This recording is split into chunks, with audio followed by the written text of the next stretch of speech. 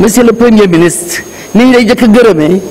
moo di da nga dirigé woon sunu liste yaa ñu permettre ñu am majorité écrasante fii ci assemblée. ñuy gërëm président mi nga xam ne moo ñu tànnal ki mu ñu waroon a tànnal ba ñu agsi foofu. ñaareel ba moo di ñëwoon nga fi 2014 dig ñu la nga ñu dig yëpp dañ koo gis moo tax boo ñu digaate tey yim diggam. Géejawaay digoon nga ñu ne hôpital Dalal Jàmm day ubbi na spécialiste yi gën a mag ñoo fa nekk ñu ngay faj kenn ñëwatul Dakar dañ daan am problème malade yi di xeeb seen bopp ndax amuñu paas bu ñu ñëwee Dakar tey ji ñëpp ngay dem hôpital Dalal Jàmm di faju ji ndax spécialiste yi gën a mag fa la ñu nekk di wax ne xëy na hospitalisation la ñu commencé gul waaye ñu ngay faj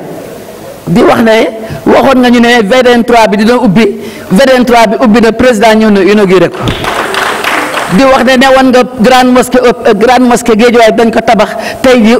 grande mosquée ba ñu ngi koy tabax léegi bu pare waxoon nga ñu ne di nga ñu defaral bloc scientifique ba travaux yi commencé na lépp loo ñu digoon premier ministre gis nañ ko kon tey jii li nga ñu dig ñu ngi ciy gën di si jàpp di wax ne say ministre ñëw nañ fi ministre bu ñëw ñun ñi toog député yi xam nañ ne ñu ngi liggéey muy majorité di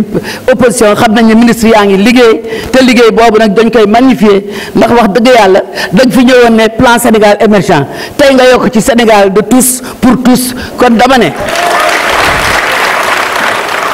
dama ne premier ministre ñun dañ lay ñaanal boo fi dellu seetee yal na nga fi dellu seet beneen déclaration boobaa di nga ne Sénégal dem na avancé na kenn mënu si wax lu si jëm ndax tey jii kat lañ leen waxante dëgg Sénégal la ñu dëkk xam nañ ne Sénégal ngi avancé tout est en chantier teg nga sa loxo ci fi nga ko war a teg yépp te xam nañ ne tegoon nga ko fa muy avancé nga tegaat ko fa dina gën a avancé li ñuy wax daal moo di président Macky Sall mënul teg mag mu mel ni Moustapha Niasse sunu kanam